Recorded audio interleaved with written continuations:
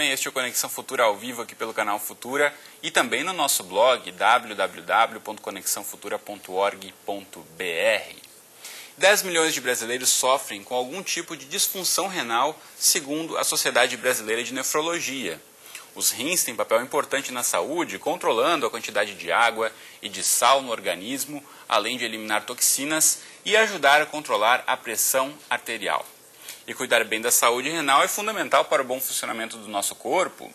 Pessoas com pressão alta, diabetes e obesidade teriam mais chances de desenvolver problemas renais.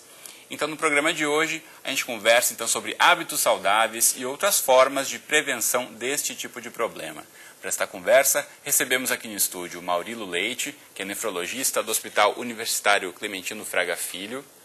Também com a gente a Kelly Trindade, que é nutricionista do Hospital Universitário Pedro Ernesto. E também conosco no estúdio a Graça Paz, jornalista e fotógrafa, que sofreu com pedras nos rins e vai contar para a gente como tratou esse problema.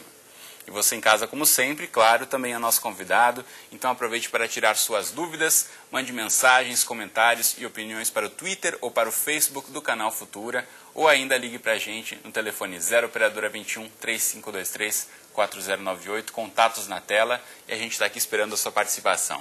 Bom, primeiramente, obrigado aos três pela presença, bem-vindos, boa tarde. Boa tarde. Quero começar ouvindo a Graça, que está aqui lá no fim do estúdio com a gente. Graça, você sempre teve preocupação com a saúde dos rins?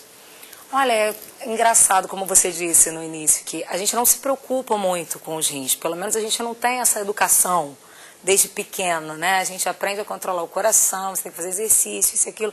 Mas eu, apesar de ter um histórico grande na família de problema renal, nunca ninguém me incentivou a controlar isso. Como se fala, controlar o diabetes, a glicose, isso, o colesterol, mas agora os a rins saúde dos não. rins. E como acontece com quase todo mundo, o problema apareceu em mim de uma forma muito silenciosa. Quando eu descobri os meus cálculos renais, eles estavam enormes e não tinha mais nada a fazer a não ser cirurgia. Entendeu? Estavam muito grandes, estavam ocupando um espaço enorme do meu rim, já prejudicando o funcionamento dele. E isso é preocupante, porque em alguns casos isso pode se tornar até uma coisa mais complexa, um problema crônico, né? Eu consegui fazer a cirurgia, de lá para cá eu venho controlando, e até vai ser bom esse bate-papo aqui para esclarecer, porque eu fico assim, meu Deus, será que nunca mais eu vou me livrar dos cálculos? Porque vira e mexe eu brinco dizendo que meu rim dá sinal de vida, porque dependendo do que eu como, dependendo do que eu faço durante o dia, eu ainda sinto dor. Bom, a gente volta a falar um pouquinho mais dessa questão, como você conseguiu superar esse problema ou tratá-lo. Quero ouvir do doutor, a Graça falou um pouco da questão do funcionamento dos rins, que ela sentiu que a partir de certo momento parou de funcionar tão bem. Então, qual a importância desses órgãos para o funcionamento bom do nosso corpo? Olha, os rins, quando eu falar os rins, eu posso falar às vezes o rim, eu falo dos dois, né? Em geral, o rim tem uma importância fundamental, como você já até adiantou, na eliminação de toxinas, na eliminação de excesso de líquido, na eliminação de eletrólitos, no controle desse meio interno da composição do sangue e no controle da pressão arterial. A gente tem aí uma série de fatores que podem agredir os rins, né? Esses fatores são muito diversos, são eles relacionados a problema da hipertensão, que é a maior causa de insuficiência renal no Brasil, né, em muitos lugares do mundo, ao diabetes, que é uma doença crônica também, que evolui muitas vezes com insuficiência renal crônica, também é uma grande causa de insuficiência renal, uma das maiores, e no mundo é extremamente importante, em alguns países é a primeira causa de insuficiência renal crônica, no Brasil alcançou o segundo posto, né, atualmente a gente tem o diabetes como a segunda maior causa de insuficiência renal crônica, e outras doenças que estão relacionadas à infecção, a doenças císticas, outras doenças imunológicas, enfim. Os cálculos também podem evoluir, né, e evoluir com insuficiência renal crônica. O cálculo é o que popularmente a gente conhece como as pedras nos rins. As pedras, elas crescendo, né, tomando um vulto, uma situação em que o indivíduo tem cálculos grandes e que passam a obstruir o fluxo urinário, isso pode levar à parada dos rins, né. não é a maior causa de insuficiência renal crônica. Não é tão frequente isso, mas pode acontecer.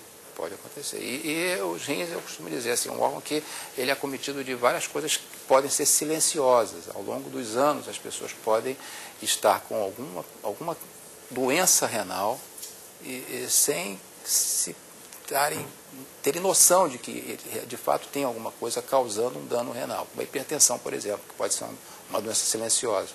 O próprio diabetes pode, o indivíduo sabendo que está diabético, mas às vezes não tem o conhecimento de que está afetando os rins.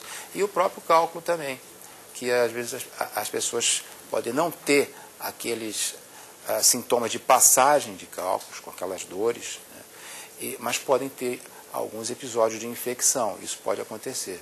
Né? Os cálculos e infecção urinária estão muito relacionados. Isso pode ser um pouquinho mais sobre a questão dos cálculos renais. Eu quero saber de que forma a alimentação contribui aí para o bem e para o mal da saúde dos rins, Kelly. Bom, primeiramente tem que começar a beber bastante líquido, né?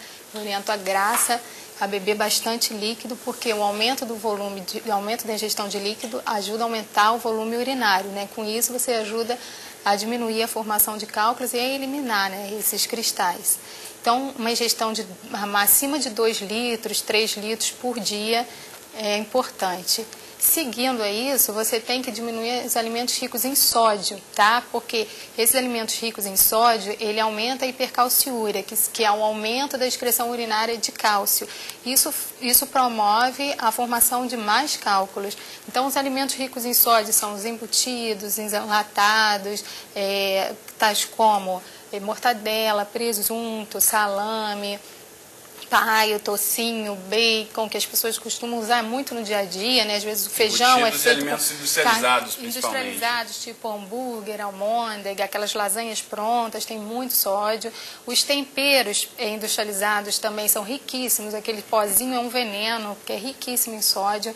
Então, utilizar os temperos naturais, como alho, cebola, louro, coentro, o curry, o alecrim, quer dizer, tem vários temperos naturais que podem ser utilizados para dar sabor, realçar o sabor do alimento, ao invés de estar colocando sal, né? Então, em hipótese nenhuma, utilizar o sal na mesa, né?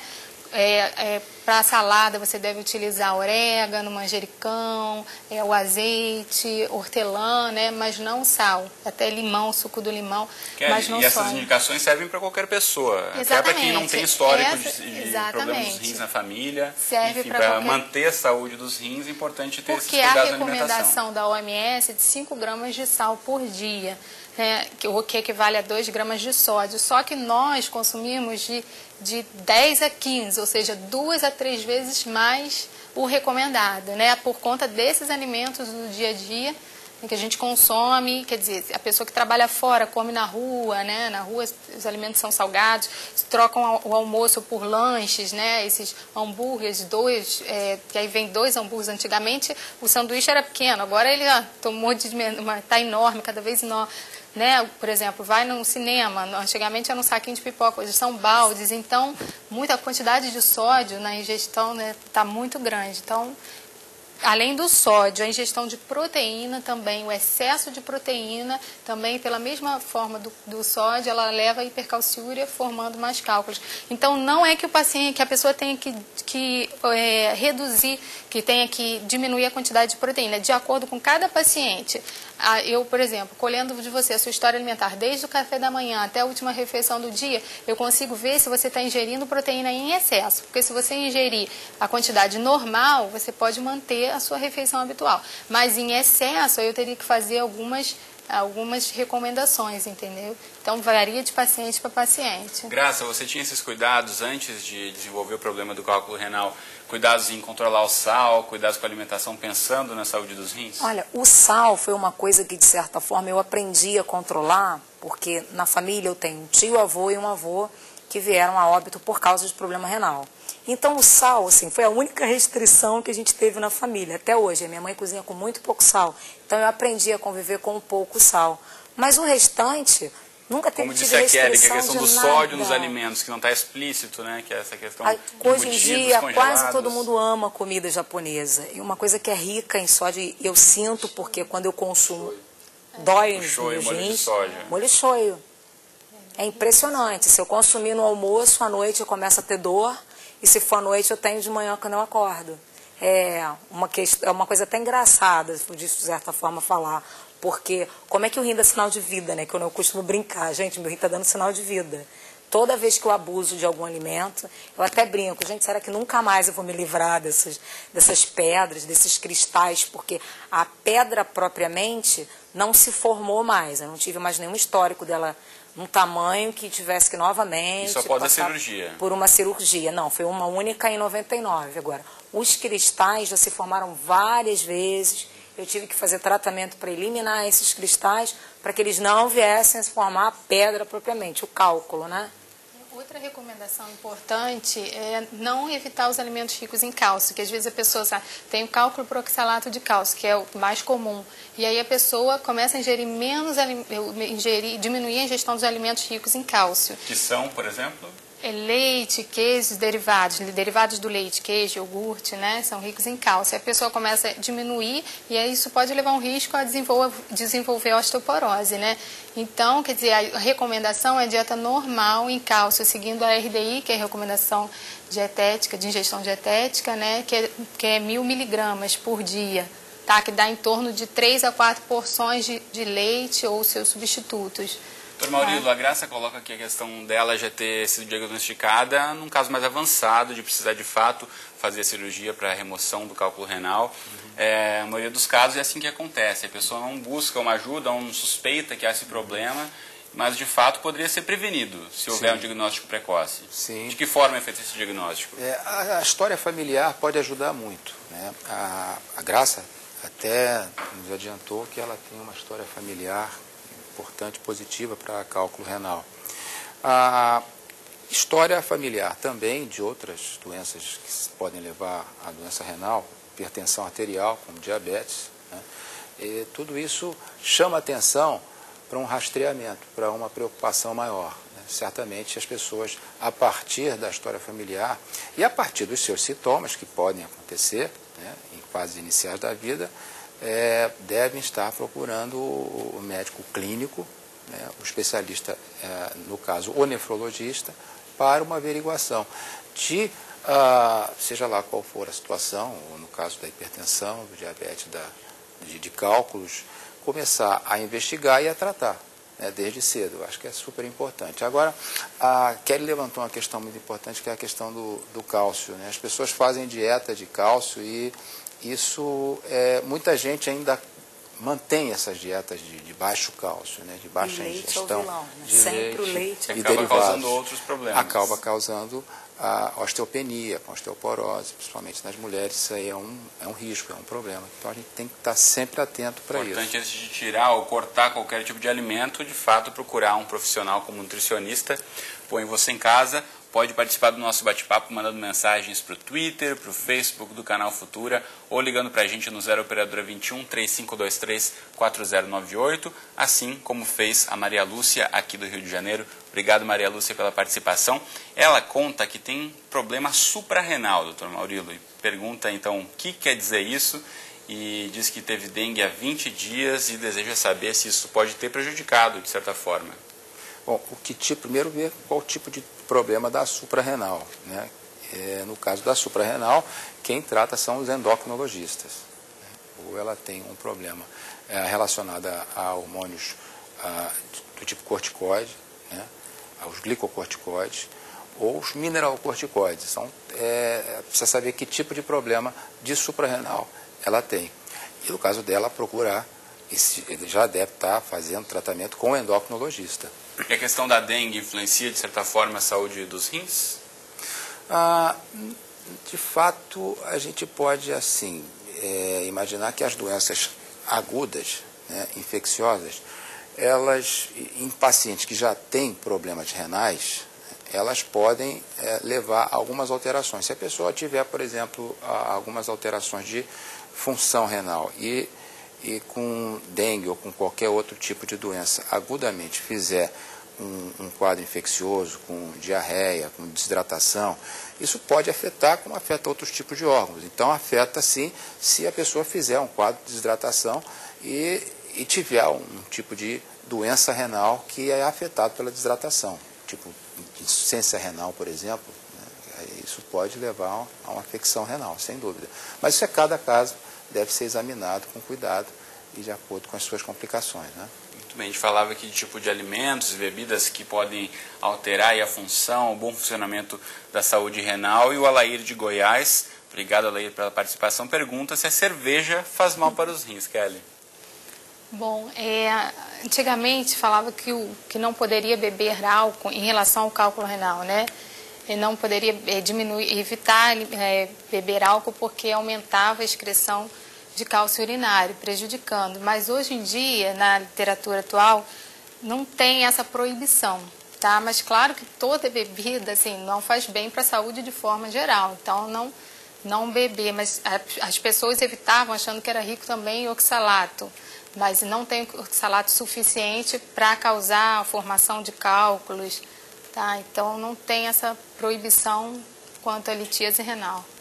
Muito bom. Tem a dúvida que muita gente tem em relação ao consumo de proteína, que a gente já falou um pouco antes aqui no começo do programa.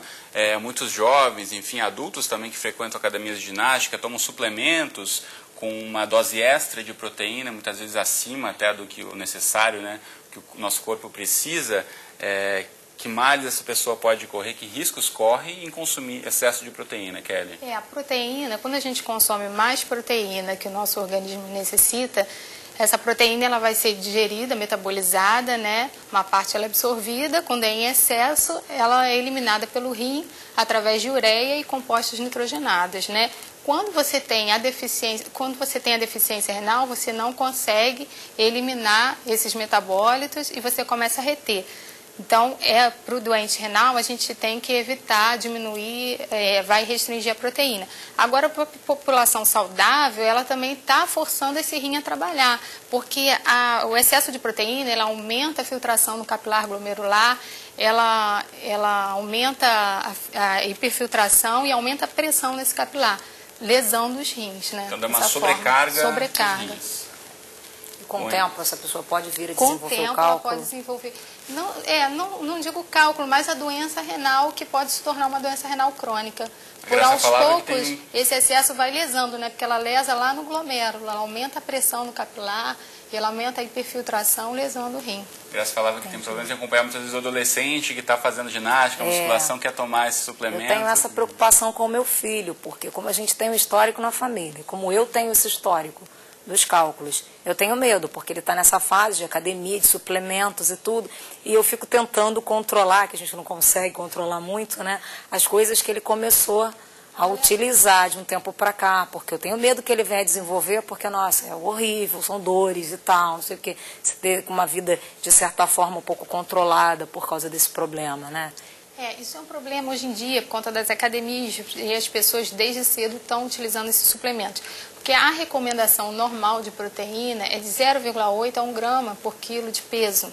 E nós já consumimos por volta de 1,3, 1,4, o normal, sem tomar o suplemento. Então, a gente já tem um consumo alto de proteína.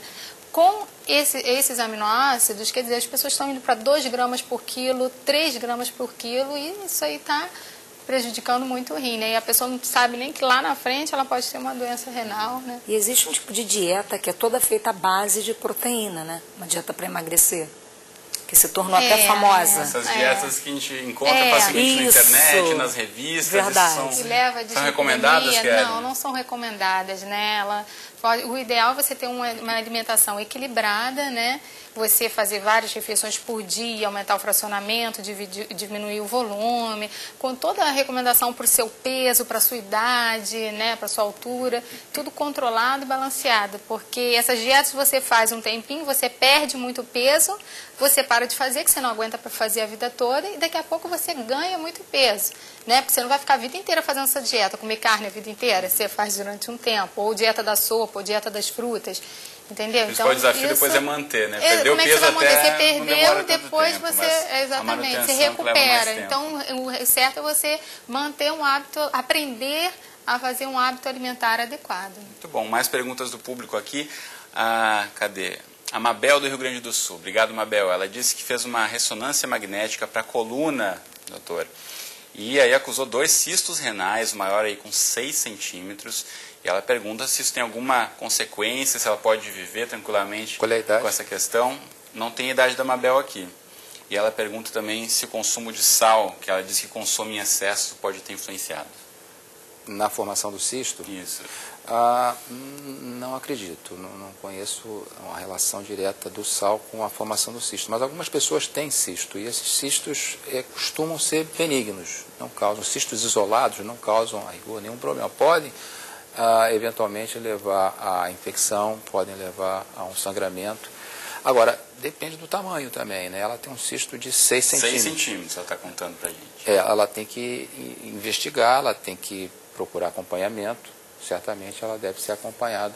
Para evitar que esse problema se agrave. Exatamente. Muito bom. Mais perguntas aqui. A Tatiana de São Gonçalo, do Rio de Janeiro. Obrigado, Tatiana.